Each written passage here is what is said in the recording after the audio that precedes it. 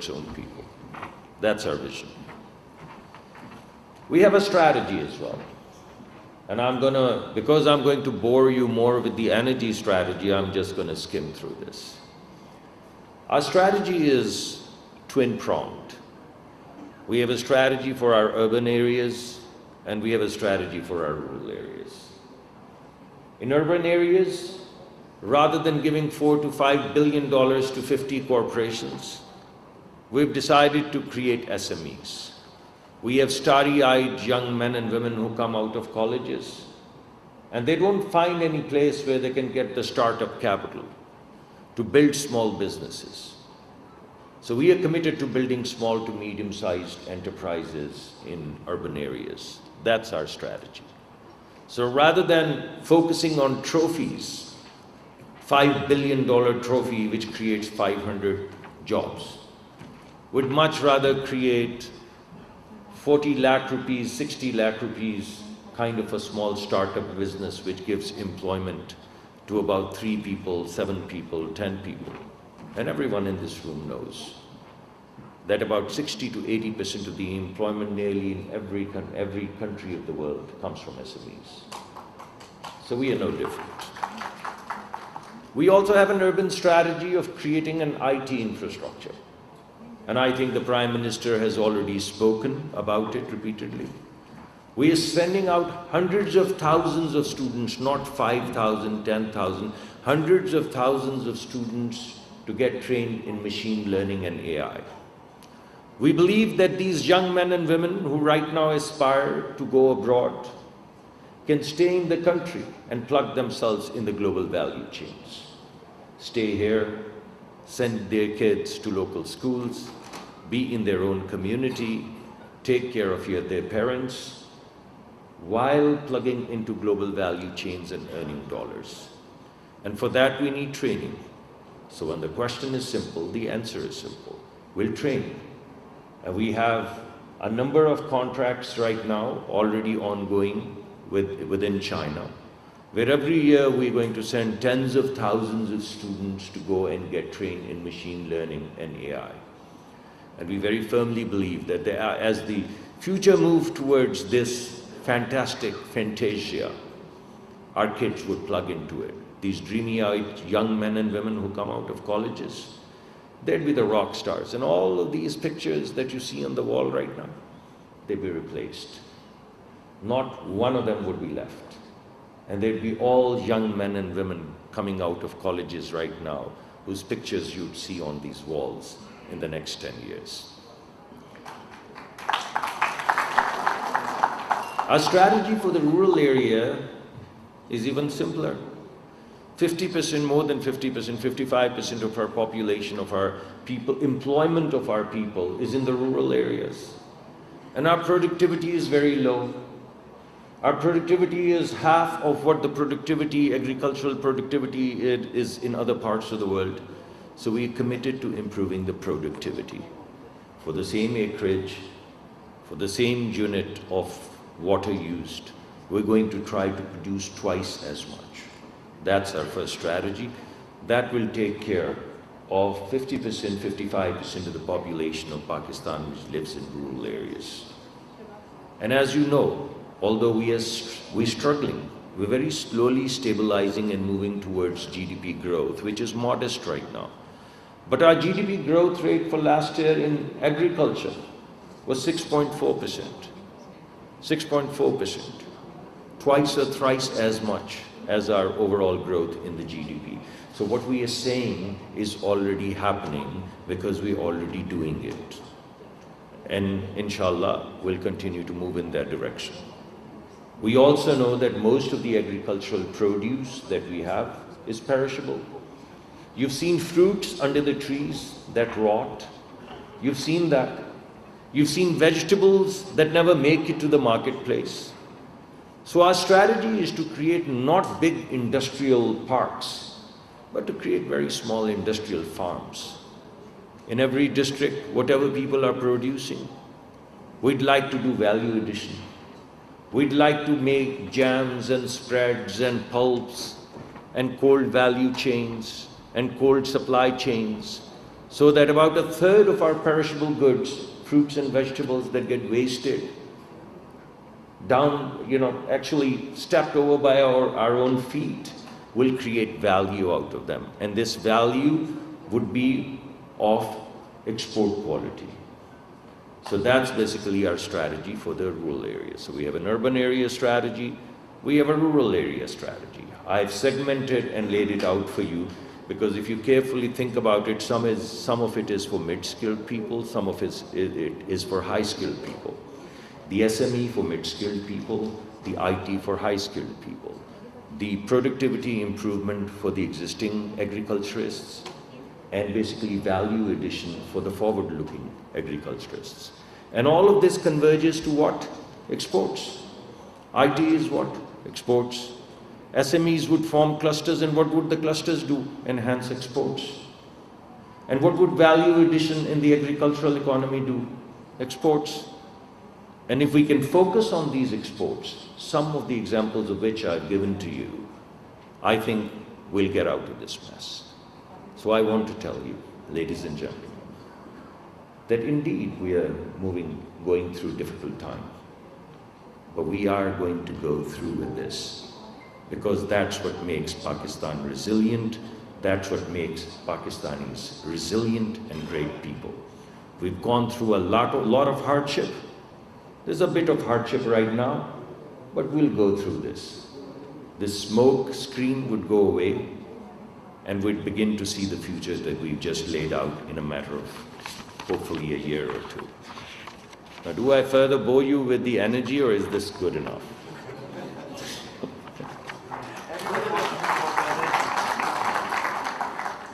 I think this man is against you. I know that you would have been very happy and you would have clapped louder if I had walked. But this man has challenged me and said he wants to know about energy. So I'd bore you a little bit more. Look, we are a large country. We're about 240 million people, and we are growing at about 1.8%. We're also poised to grow between 3 and 4% GDP sustainably. That's the target. That's the sustainable growth target that we have. If we just look at our population growth, because every person born is going to require energy, our energy needs are going to grow from 85 million tons of oil equivalent to 117, 120 million tons of oil equivalent. That's significant increase from 85 to 120. And if we are able to, as we are committed to, grow as much as we are saying, modest 3 to 4%, then these energy needs are going to move from 85 million tons of oil equivalent to roughly 170 million tons of oil equivalent, which means our requirements, our needs are going to double. That's a challenge, because we need to have energy access. That's the first challenge. But that's not the only challenge that we have. We also have a challenge of affordability. Even if we are able to have energy, how good is that energy if the people of Pakistan cannot afford it? And right now, if you look at the affordability matrix, it's creating a lot of hardship. And it's because of this hardship that we are coming up with all of these plans, the federal government plan to give 50 billion for the first 200 units of electricity, and the provincial government to give another 14 rupees, support per unit, up to 500 units. So that clearly tells us that not only do we need energy, but we also need affordable energy. So that's basically the second important challenge. And the third challenge is that while our carbon footprint is minuscule, if you look at the heat map, you won't even find Pakistan anywhere in terms of its carbon footprint. I think the total carbon dioxide footprint is less than 200 metric tons of carbon dioxide per year. That's negligible, not even a dot. But we're still the 5th or 6th most vulnerable country in the world. We're vulnerable because we're lying like a valley at the footsteps of the Himalayas. And if the climate changes, we get washed away. And you're seeing a lot of flooding, you're seeing a lot of climate change, and you're seeing a lot of detrimental impact of this climate change. So our third objective is to make sure that whatever we do it in a sustainable manner. So we have three objectives: access, affordability, and sustainability, in exactly the same descending order. Why do I say descending order? Because countries that don't have issues of affordability and countries that don't have issues of access only have issues of sustainability. So the language that they speak is very different from the language that we speak. For them, the romantic idea is sustainable energy. For us, we have to take care of our people, supply energy, make it affordable, and make it sustainable in the same descending order. So those are our objectives for our energy strategy. We've built this energy strategy based upon 5 pillars. Number 1, indigenization. Number 2, optimization. Number 3, electrification. Number 4, liberalization. And number 5, innovation. So 5 pillars. 5 pillars which are going to give us access, affordability, and sustainability. What do these pillars mean? In terms of indigenization, which is the first pillar, first thing that we are doing is enhancing domestic production. And as you know, we have concessions that we've put out for domestic, for our on-land assets that we put out for bidding. And we are in the process right now of putting out offshore assets. We would like to produce energy in-house as much as possible. We are also have 2 policies right now, one for greenfield refineries and the other for brownfield refineries. We're improving our existing refineries in making them compliant with global standards, Euro 5 standards. We are also in the process of negotiating with global investors for a large 350 million barrel oil refinery. Why are we doing this? Because we want to indigenize. We want to produce crude as much as possible. We want to produce gas as much as possible. And we also want to refine it in-house so that we don't have to pay the premium for the refined petroleum products. And this way we'll indigenize our energy. But how are we going to indigenize our energy in the long run? When you walk out on the street, what do you find? Heat. Where does it come from? Sun. So what do we have? Sun. Why would we not produce energy from sun? That's a question that baffles each one of us. So we have sun with such high radiation that the biggest chunk of indigenization over the next 10 years is going to come from solar energy. And many countries don't have this facility. But in our case, in the case of Pakistan, sun and wind are counter-cyclical. Our sun shines during the day and we have a gusty wind through the corridors, particularly in Sindh, during the night. So if we come up with a hybrid solution of wind and sun, all of a sudden our plant factor or our availability goes up exponentially. So our third anchor for indigenization is basically to pull all guns blazing, move all guns blazing towards solar and renewable energy. So these 3 big ticket items, indigenization through domestic production, through domestic refinery, and solar, a hybrid, a combination of solar and wind energy, should give you confidence that we're going to indigenize a whole lot of our energy requirements. The second pillar that we have is optimization. What does optimization mean? Basically, we have a lot of energy loss.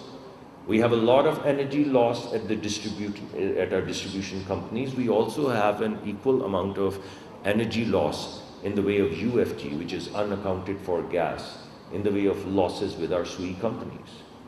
So we right now have a strategy through which we are going to contain these losses and optimize the system. We're in the process of privatizing our distribution companies, DISCOs, you guys know about it. And simultaneously we are preparing and corporatizing our distribution companies, gas distribution companies. The equivalent of a transformer in gas sector is TBS, town-based metering system. So right now, we are putting meters at every TBS, which means we are putting a meter at anywhere from 1,000 to 3,000 households. There's the equivalent of a transformer from where all of the gas goes. We basically put meters there. We're breaking down the profit and loss statement at the TBS level. And an officer is going to be appointed who's going to give us the profit and loss statement for 3,000 households. He is or she is going to be responsible for fixing the lines, for fixing the theft, for enhancing the collections, and if they're not able to do that, they'll be removed. Consequently, we are very hopeful. We're already on a declining trend in terms of our losses, but we are very hopeful that moving forward in less than a year would show remarkable improvement in these losses. So if we improve on the losses of our distribution companies, we improve on the losses of our gas companies, we're going to optimize.